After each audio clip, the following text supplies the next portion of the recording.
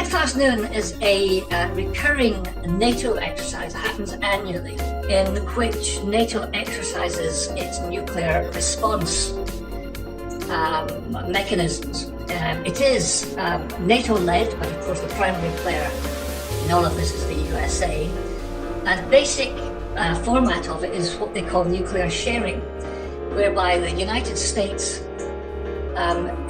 fits out aircraft of non-nuclear owning members of NATO, like Belgium and Italy, and then trains the pilots in how these systems, targeting systems, operate and how to deliver a nuclear response.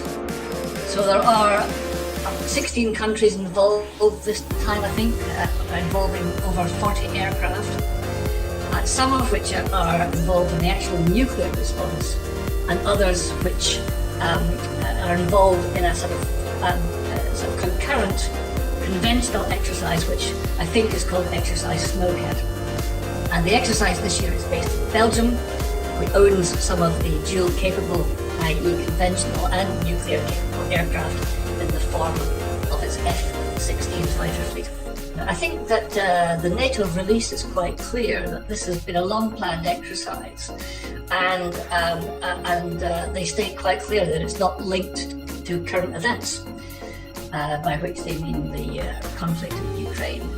And it's also been slated to last between the 17th of October and the 30th of October. So I don't see any shift in emphasis there.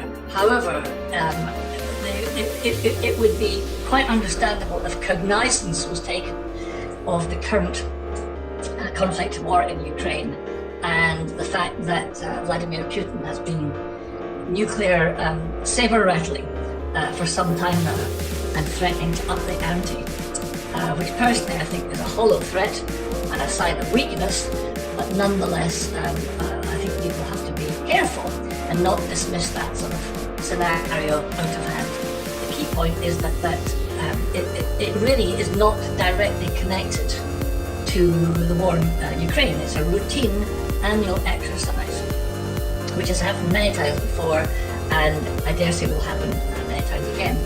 And exercising a whole nuclear and conventional response to the threat of a nuclear attack. And that involves a whole gamut from planning to flight training, to operating with tanker aircraft, to using other aircraft equipped to suppress enemy air defenses, and so on and so forth.